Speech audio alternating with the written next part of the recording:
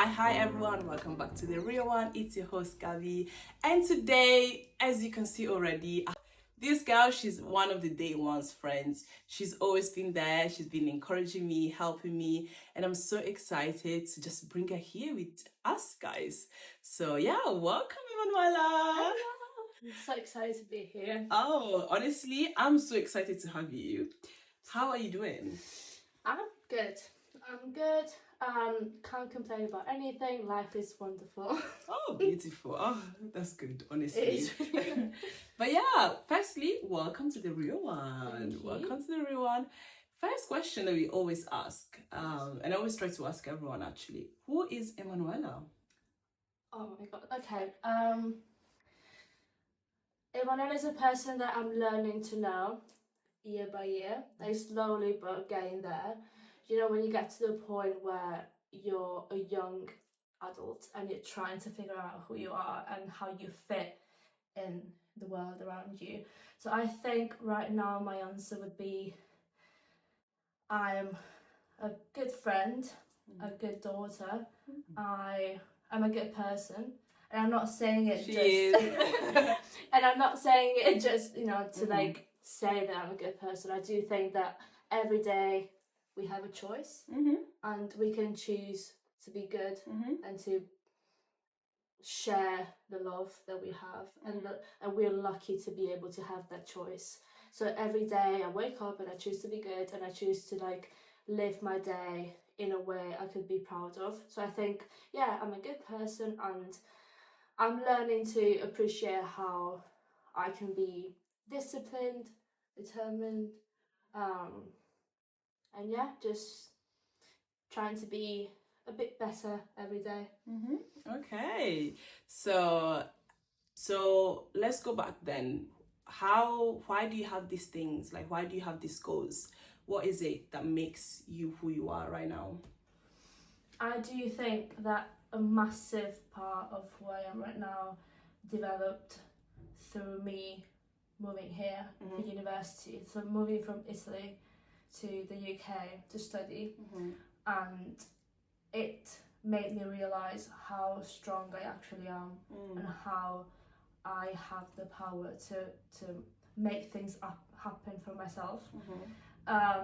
So yeah, these last 3 years have been an amazing journey of me discovering how I can do things, and even when I couldn't, even when maybe like I failed, of course let's use that word with a bit like I failed, but it's not really a failure, it's just me acknowledging my limits. All those times were really helpful for me to grow anyway.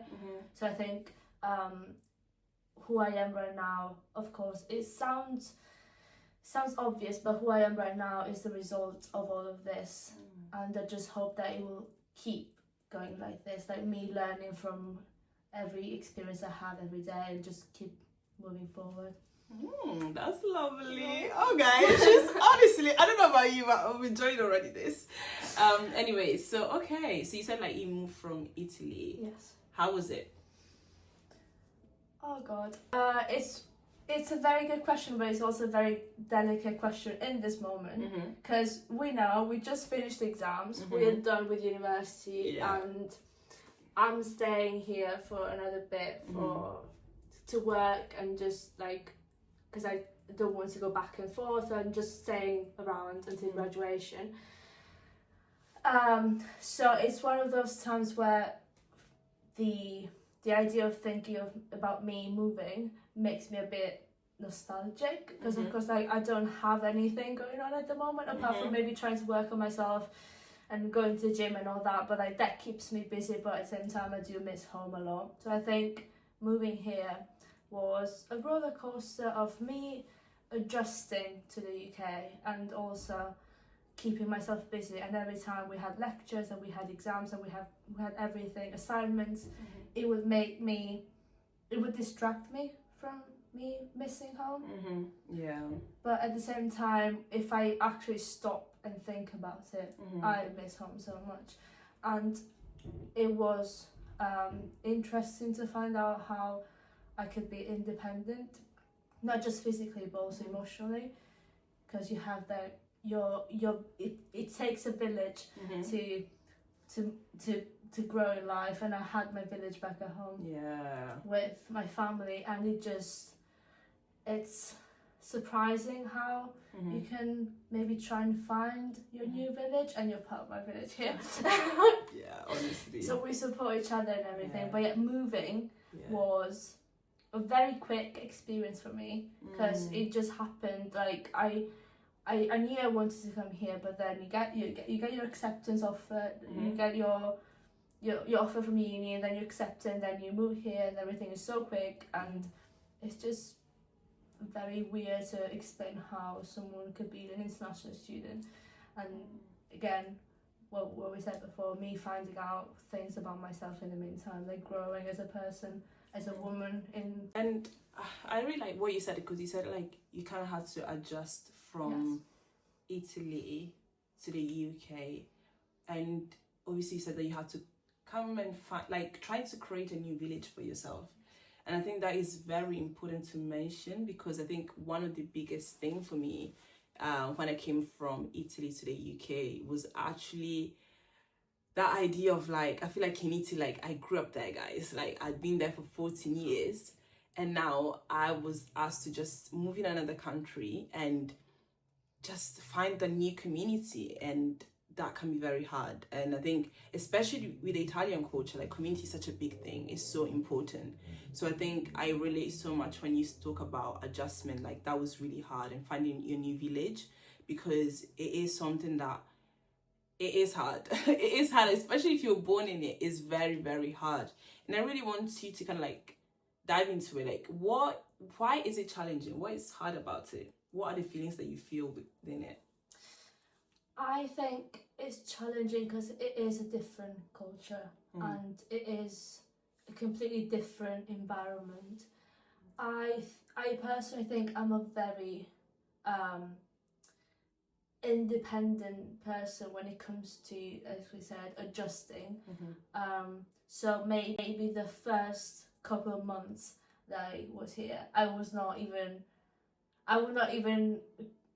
know that I was in a new place, because I got myself, I started doing things for myself, like even if you just think about going grocery shopping by yourself, all those things, and I just try to, I think it just came naturally, because I am, like, as I am, I'm a very independent person, but then before the first Christmas break, I started realising how much I was I was craving home.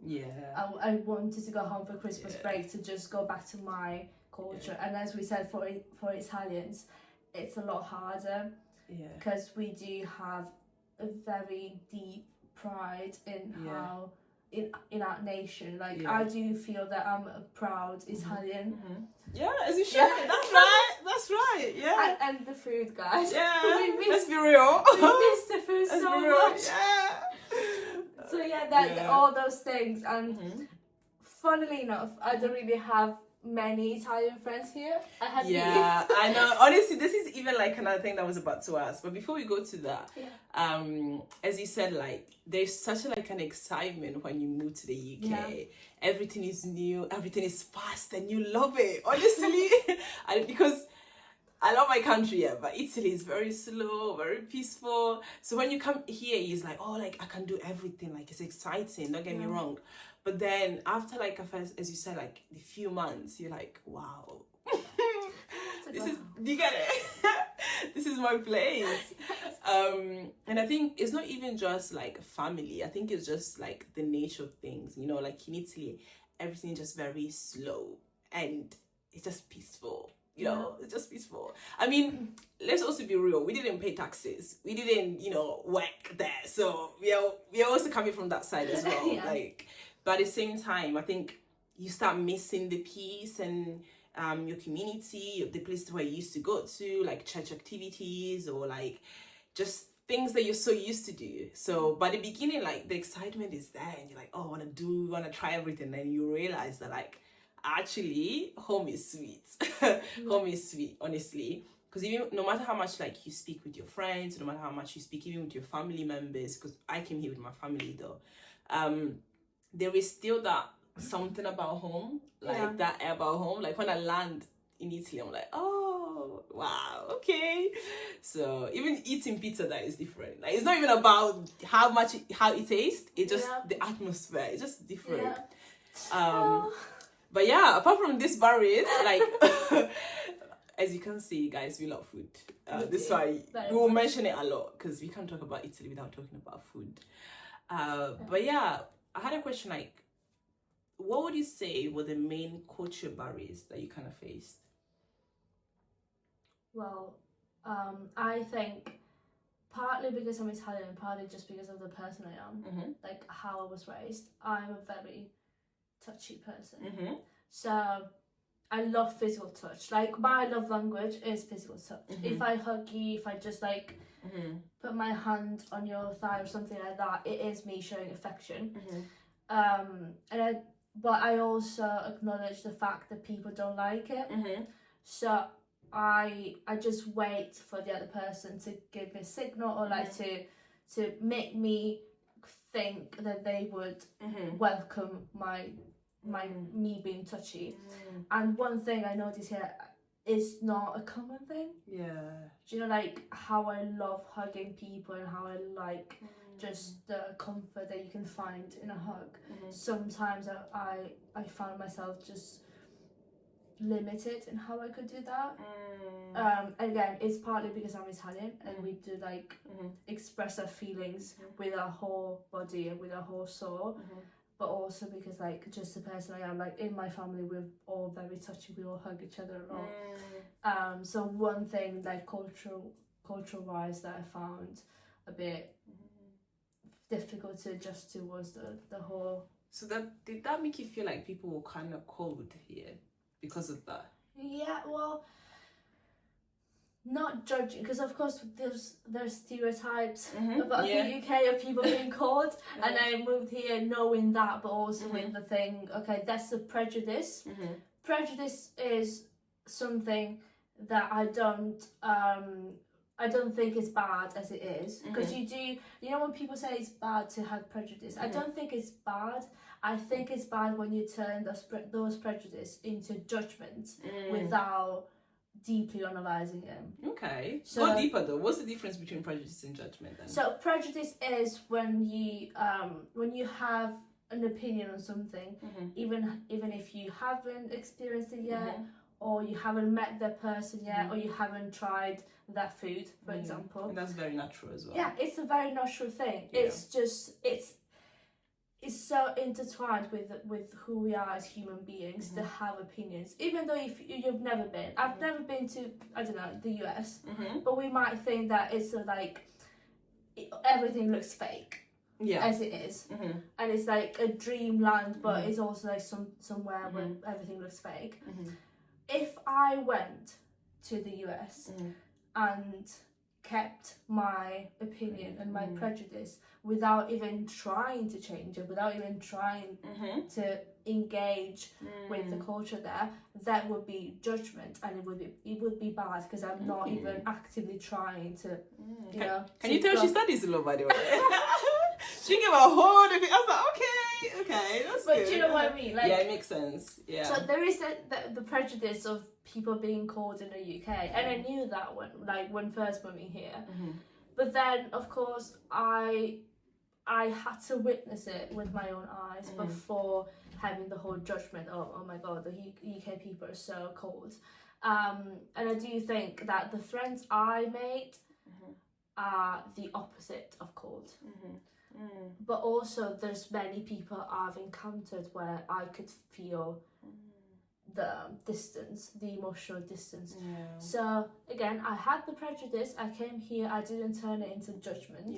I just tried to see with my own eyes, and that's what I found. So would you say then that it was, because he was talking about how, like, I don't know, like physical touch, like that was your love language, and that was like, because that's something you grew up with because of your culture.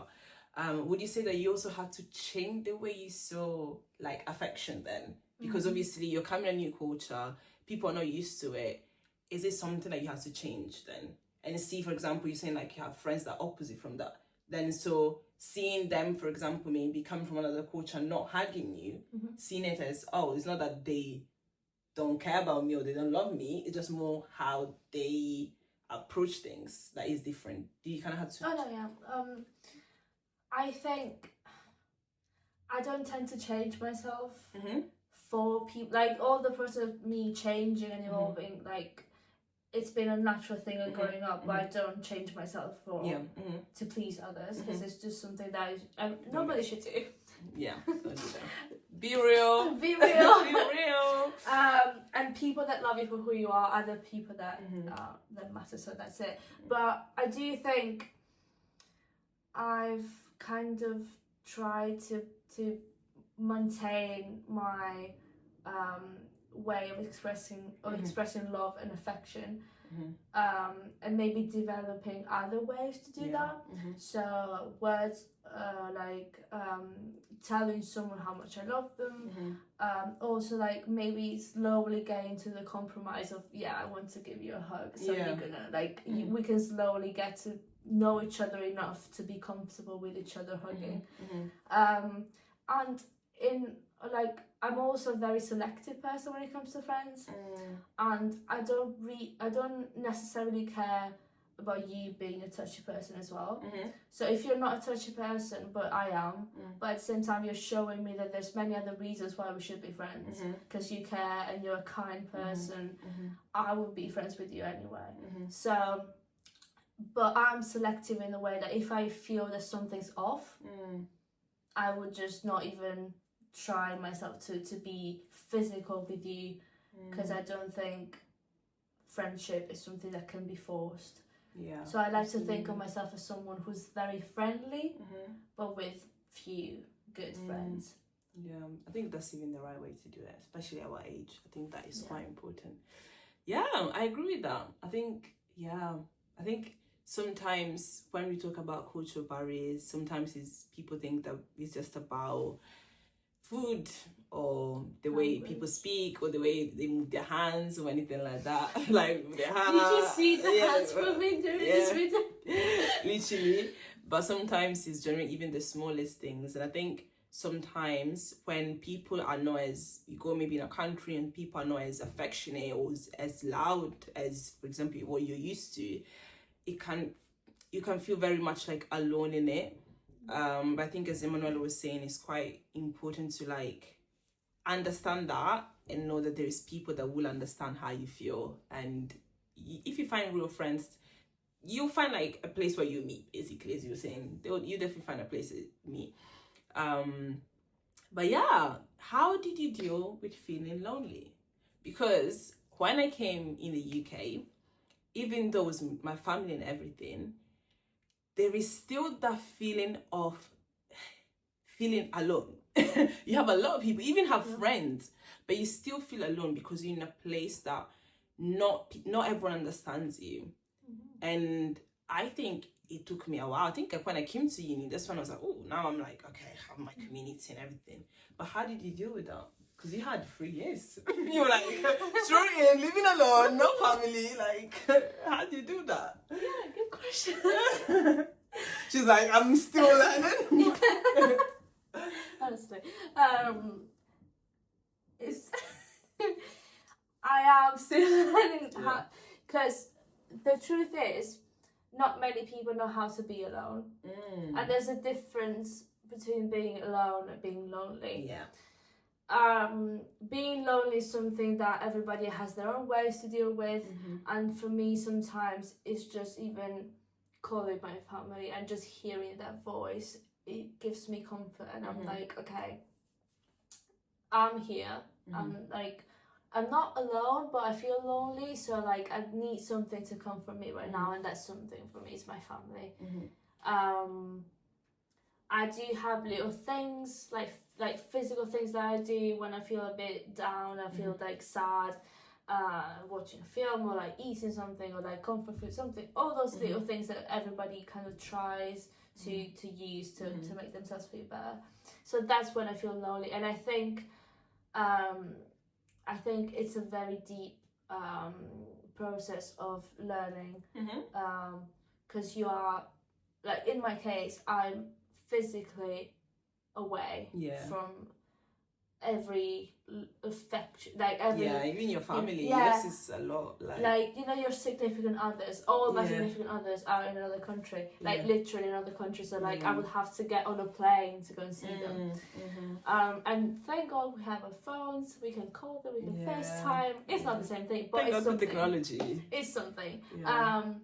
So it's, I don't think, luckily enough, I made friends, and I do think that it helped. But now we go back to the thing that I said about, it's a different thing between being lonely and being alone. Because even when I do know I have friends and I love my friends deeply, I treasure my alone time a lot, because that's the moment where I actually learn about myself, and I you know, I appreciate things that happen to me in a way, on a deeper level than I would if I was with someone else in that moment. So there are times where I just want to be alone, and that doesn't mean being lonely. That's just means wanting to spend some quality time with yourself. If it is, I don't know, reading a book, going for a walk. I take myself out on dates. I take myself on dates whenever I can and whenever I feel like. That's right. I advise that, guys. Yeah, just do that. Just go to the cinema by yourself, or go and get coffee by yourself. It's such a lovely experience. And what I would say is, again, being lonely can be very bad. It can be like a feeling that can get you to a very dark place. But again, there's little things that can help you throughout. And for me, it was my family, and also like quality time with myself. But I wouldn't be able to do that if I didn't have the appreciation I'd have for my alone time anyway. I love that. Do you know how, like, I know how to deal with loneliness because I grew up appreciating my alone time, learning how to be alone. And I know, again, it's not the same thing, but if you learn how to be alone, you know, you learn things about yourself, and you learn how you learn what you need to overcome that loneliness that sometimes is just too much to handle. So it's a process, guys. I love what you said. Like, you can't learn to process that loneliness if you don't know how to be alone. And I think that is so important. If you're not able to be with yourself, by the moment you find in a place where things around you are changing, you will be confused. You will feel lost because you don't even know who you are. You don't even know how to be with yourself. And I think that is essential. And especially because, as you said, and I like what you said before, you said, like, you don't change yourself. You don't change who you are. And I think when you go in a new environment, when you go in different places, the way that you can stay true to yourself, stay true to your values, no matter where you are, is generally by knowing yourself and being able to say, I can stay alone. That's how you end up even having real friends around you, but also not following what people are doing. Yes, you're in a new culture, you're in a new country, but your values are more important than the place that you're in and what people are doing. You're not there to follow. And I think that was really important for you as well, because you came in a uni, where a uni first year, everyone is just doing what they want to do. And if you don't have that confidence on who you are, the understanding of who you are, it's very easy to just follow what everyone is doing. So honestly, thank you for that. I think absolutely. that is is so important. I liked what you said about confidence, because I myself lack self-confidence quite a bit. And again, as everything I've been talking about, it's a process. It's just a journey of you knowing yourself and just like appreciating what you can do, what you have the power to do in your life. And one thing I found really helpful in growing and developing self-confidence is, and also learning how to be by yourself and how to appreciate yourself as the person you are, is even if you don't believe it, just give yourself words of appreciation. even if in that moment you don't believe it, because I know like doesn't matter what other people tell you.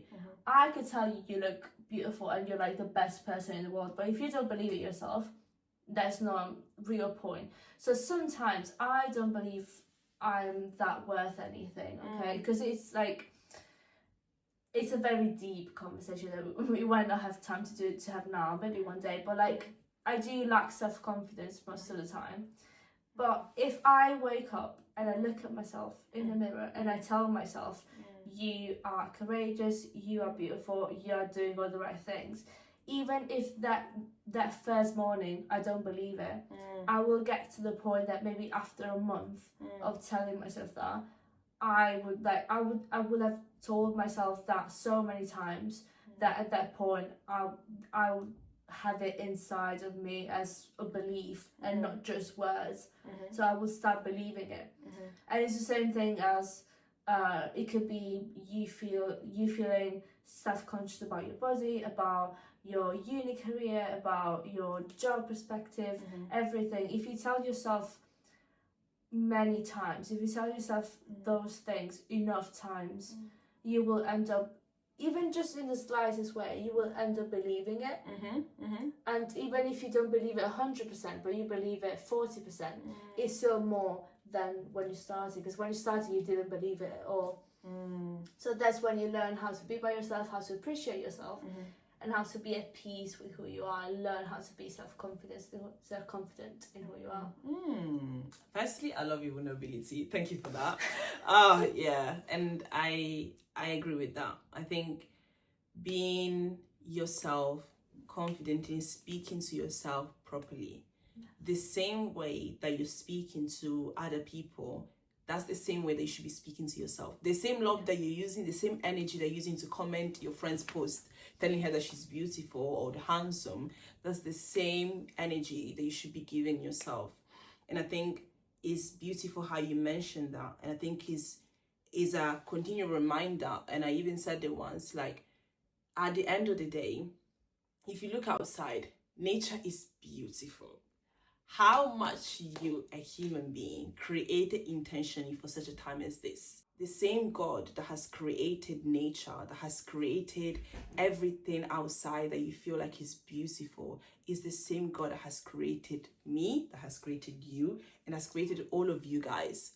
So anytime that you're doubting if you're beautiful or not, or if you're imperfect or not, or I'm not that confident, I don't think I'm this, I'm not worth it. Hey, look outside.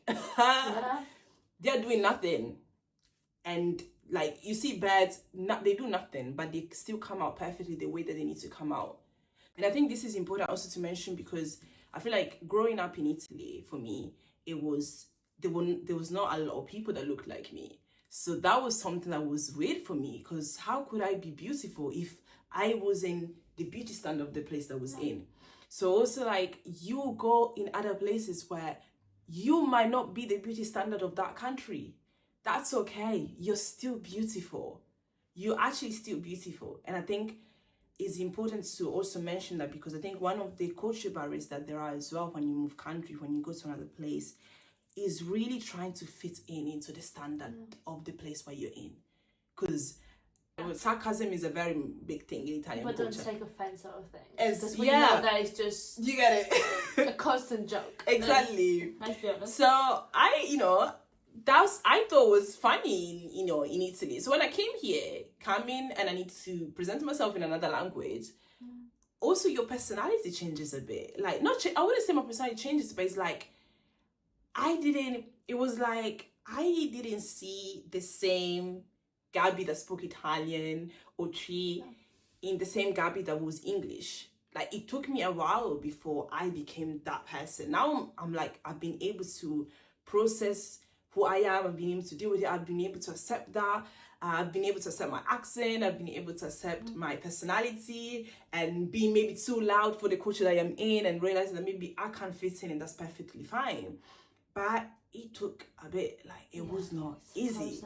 It was not easy, because you need to realize that even when you're imperfect in the place that you're in the puzzle that you're in, because you move place, you're still perfect because that's who you are and your personality is still valid.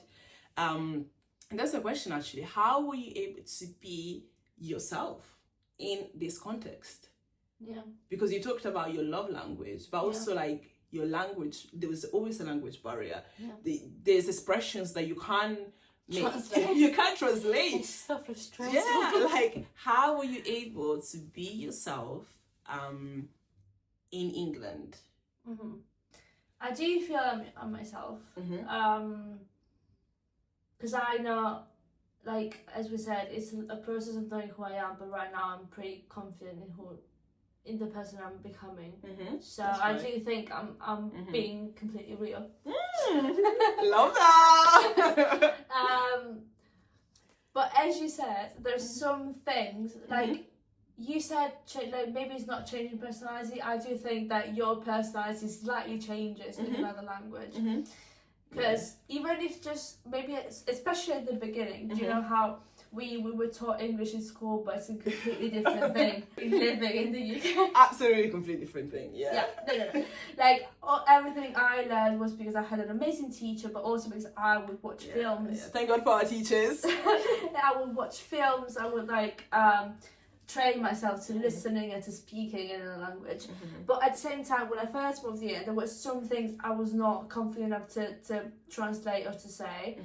And even just the thought of, okay, let me say this in another way, it is a barrier. Like, it's just me adapting and adjusting my way of speaking and expressing myself to make sure that I try and convey the same message but in a completely different way.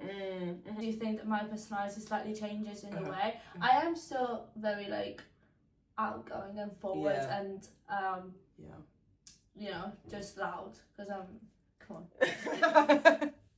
Loud. Very loud. And I do think sometimes I'm unaware.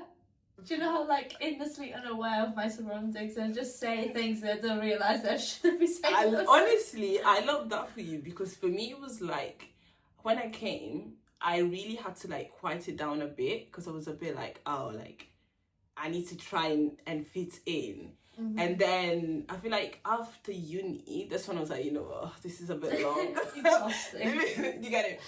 Connect more with my Ghanaian culture as well, because I was like, oh, actually, like, I can be my full self. Like, I can be Ghanaian, Italian, like, in England. Like, I feel like it kind of gave me the freedom, like, the ability to be fully Ghanaian gave me the freedom to be my full self.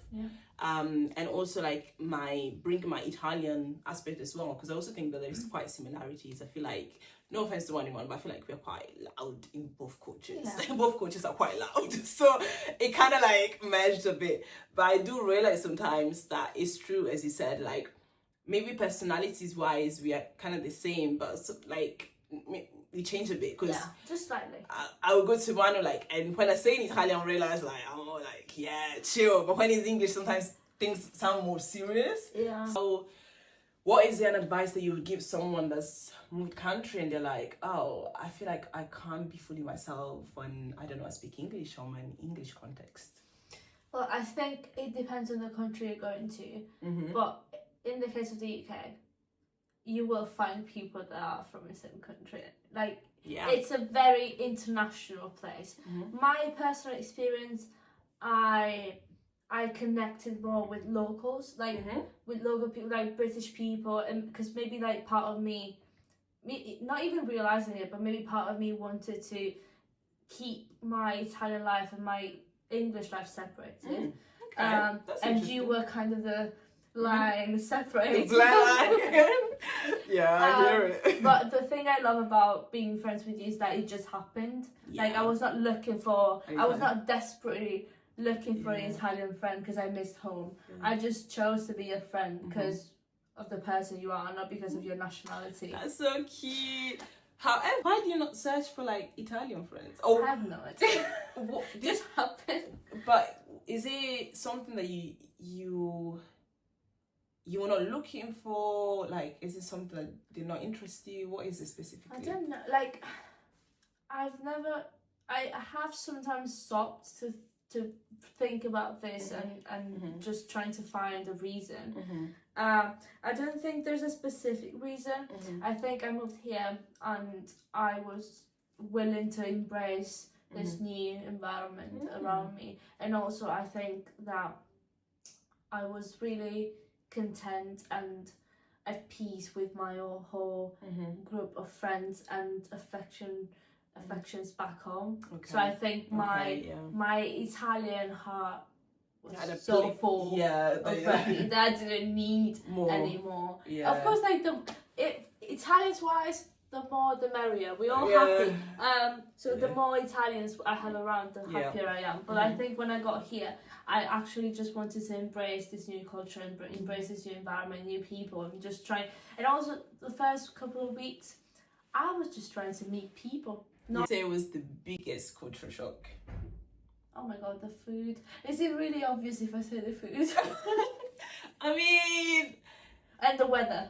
Okay, yeah, because you came North England. I mean, yeah, the food, the weather, the fact that they drive on the other side of the road. Yeah, I forget that, you know. Yeah. Like, yeah, what's one thing that you miss the most about home? Oh. I mean, I already talked about my family and like my dear friends, and of course that goes without saying. But you said something at the very beginning about Italy being slow. Yeah. And I miss it. It's really like, you know, la dolce vita, il dolce far niente, which is like the sweetness of doing nothing. Yeah, I hear it. I love miss that. it. Because it makes us look very lazy. No, it's not as it sounds. Like it's not like we're lazy people, but we have a different appreciation of life, I think. Yeah. Because what I like about it is that you realize that if something happens, it's not the end of the world. Like life goes on. Life moves on. Like tomorrow's another day. And it's not an excuse to mess up your life and just wait for tomorrow to be a new day. But at the same time, it makes you feel more, you know, just relax. calm. That's very similar to Ghana as well. So it's like, this was it. I like how Ghana and Italian culture just come together. It's like, I love it. Of course, it differs on, like, especially like I'm from the south. Yeah, that's where true. it's even more relaxed. More relaxed. So we do have a deeper experience of life. Il dolce far niente for sure. I love that. But yeah, and I do think that the UK is fine in terms of like how busy it gets sometimes and how like everybody's doing something.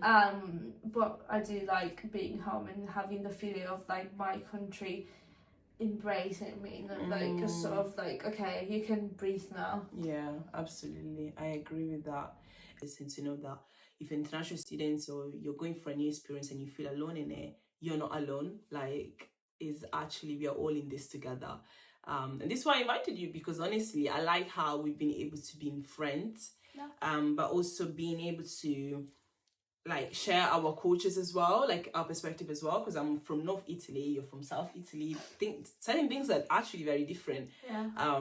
Even sometimes words that I may be using, and she's looking at me like, but I think embrace our uniqueness is just beautiful. And before we end, what is something that you're grateful for about your Italian culture? Okay. I'm very grateful for the way I grew up in my culture and how I've become a kind and caring and passionate person. You know, she's very passionate. You know how we always say Italians are passionate, they're loud, and all the stereotypes. I do think I embrace it so much, and I love it, and I love how I grew up like that, and I'm grateful because it gave me the, you know, I feel like in a way I am passionate enough to care about other people and like the passion we have for things, even the little things. I get excited for the very little things to just make me happy, and I feel my emotions so deeply on and in a way that I don't think I'm passionate, and I'm grateful for it, because as I said, I have the possibility to just feel things and be grateful for little things, and I would see something and it would make me cry. Do you know what I mean? Like I would make me feel so joyful to the point of tears. And I do think it's something really connected to the way I was raised and the culture I was raised in.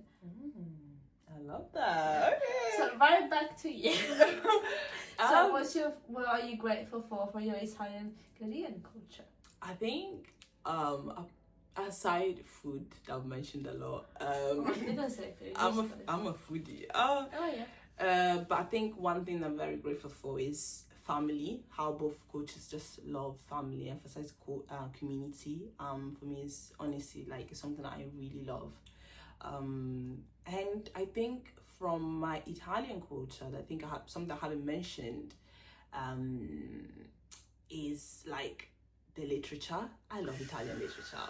Giacomo Leopardi. Ooh, so good. Favorite. Yeah. Okay, I'm stealing your answer. Yeah, that's something that I absolutely love. Yeah. I think from my Ghanaian culture, another thing that I really love is faith.